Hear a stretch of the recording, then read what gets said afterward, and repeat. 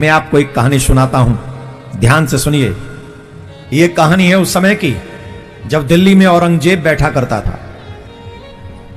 औरंगजेब जैसा था आप सब जानते हैं, मुझे उसके विषय में ज्यादा कुछ नहीं कहना है। कहने को बहुत कुछ कह सकता हूं, किसी से डरता नहीं हूं, लेकिन कुछ तुम भी जानने का प्रयास करो। औरंगजेब क्या था, कैसा था, क्यों था। औरंगजेब के खतरनाक शौक थे। उसी खतरनाक शौक में एक और शौक था कि उसने अपने दरबार में एक भयानक क्रूर शेर रखा हुआ था। ध्यान से सुनना, भयानक क्रूर भयानक हिंसक एक शेर रखा हुआ था। और वो सभा में उसको दिखाता था, कभी कभी कहता था, है देखो संसार का सबसे बलवान स्ट्रांग शेर मेरी सभा में है, मेरे पास है। उसी सभा में महाराज यशवंत सिंह थे। कौन? जोर से बोलो। महाराज यशवंत सिंह थे। और यशवंत सिंह ने कहा, यह शेर मेरे शेर के आगे कुछ नहीं। ये जो शेर है ये मेरे शेर के आगे कुछ नहीं। अब उसी की सभा में, औरंगजेब की सभा में औरंगजेब से ये कहे कि तुम्हारा शेर कुछ नहीं, तो औरंगजेब का क्या हाल हुआ होगा। औरंगजेब ने कहा, ना तुम कौन से शेर की बात कर रहे हो। बोले मेरे पास भी एक शेर है। बोले ठीक है, एक शर्त है। बोले क्या? तुम्हारे शेर की लड़ाई मेरे शेर से होगी, और अगर तुम्हारा शेर मेरे शेर से हार गया तो मैं तुम्हारा सर काट दूंगा। यशवंत सिंह ने कहा, कल ही घोषणा कीजिए कि लड़ाई कल ही होगी और मुझे आपकी शर्त स्वीकार है। सदन में यह कह दिया गया कि कल दो शेरों की लड़ाई होगी। अगर यशवंत सिंह का शेर हार गया तो यशवंत का कल अंतिम दिन होगा। तमाशगीन ज्यादा होते हैं हमारे यहां। हमारे यहां तमाशा देखने वाले बहुत होते हैं। होते हैं कि नहीं? जवाब दो। किसी का एक्सीडेंट हो जाए तो सिर्फ देखने वाले इकट्ठे हो जाते हैं, अपना काम छोड़ के वहां खड़े हो जाते हैं। तो यशवंत सिंह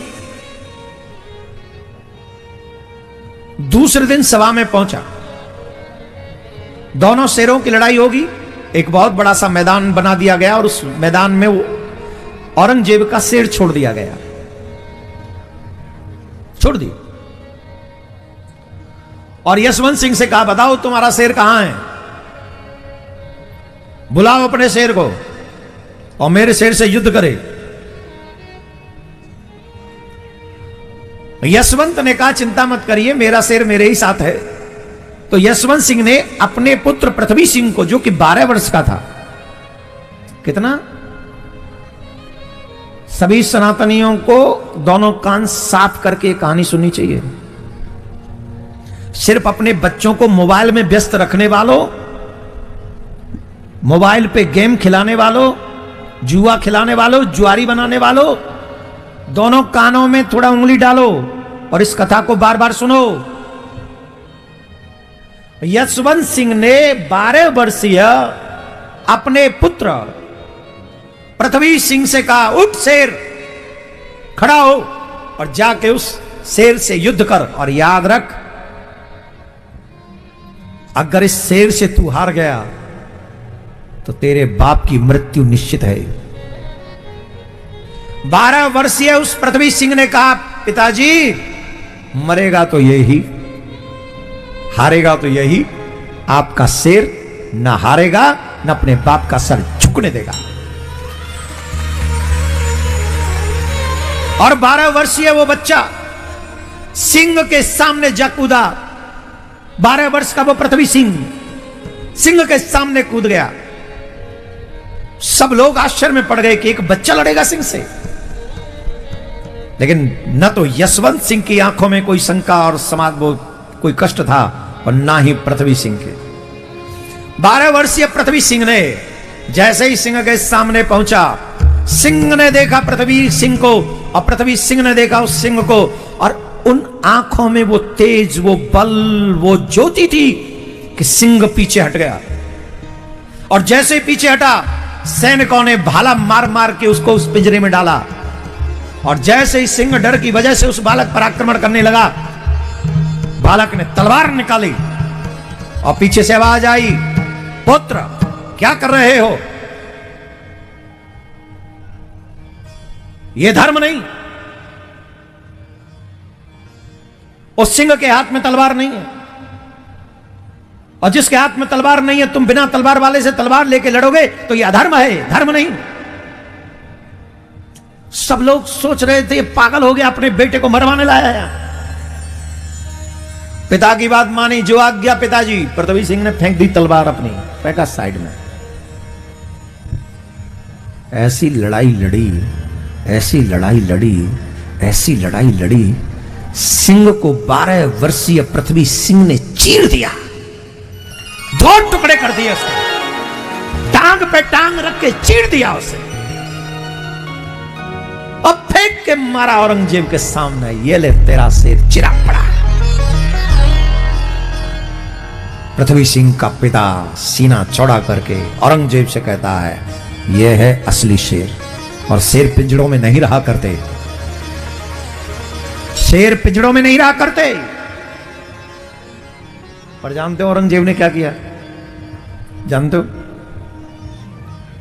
उस पृथ्वी सिंह को मारने का प्लान किया। और वो प्लान कैसा था? उस पृथ्वी सिंह को एक ड्रेस भेंट की गई, और उस ड्रेस में जहर मिलाकर बनाई गई थी। और इतिहास कहता है उस ड्रेस को पहनने के बाद उस पृथ्वी सिंह की मृत्यु हो गई। अब मैं इतिहास में ज्यादा नहीं जाना चाहूंगा, मैं सिर्फ इतना जानना चाहूंगा, अपने बच्चों को मोबाइल का ही प्लेयर मत बनाइए। ऐसा पृथ्वी सिंह का हुनर भी सिखाइए कि जल्लादों से, सिंहों से, भेड़ियों से अगर लड़ना भी पड़े तो उस पृथ्वी सिंह की तरह उस शेर की टांग पे टांग रख के चीर दे और तुम्हारा नाम रोशन करे। ऐसा बनाइए अपनी संतान को, और बनाना चाहिए। कायर बुजदिल ना अपनी रक्षा कर सकते हैं, ना धर्म की ना देश की। मत तो तुम बनिए कायर और बुजदिल, और ना आने वाली पीढ़ी बने कायर और बुजदिल। ऐसा बन जाइए कि एक एक व्यक्ति जब निकले तो उन गीदड़ों की छाती में धड़क धड़क के ही हार्ट अटैक आ जाए, और तेरे बच्चे का परचम, मेरे देश का परचम, मेरे सनातन का परचम उस आसमान में फैल जाए। भारत माता की। ऐसा होना चाहिए तेरा पृथ्वी सिंह। हम किसी से लड़वा नहीं रहे, लेकिन तेरे घर की रक्षा तेरे बच्चे कर सके, इतना पौरुष तेरे बच्चों में आना ही चाहिए। इसीलिए वो मर्द है, और जो अपनी माँ की, अपनी बहन की, अपनी बेटी की रक्षा ना कर सके, जो अपने धर्म की रक्षा ना कर सके, जो देश की रक्षा नहीं कर सके, वो मर्द नहीं, वो नामर्द है।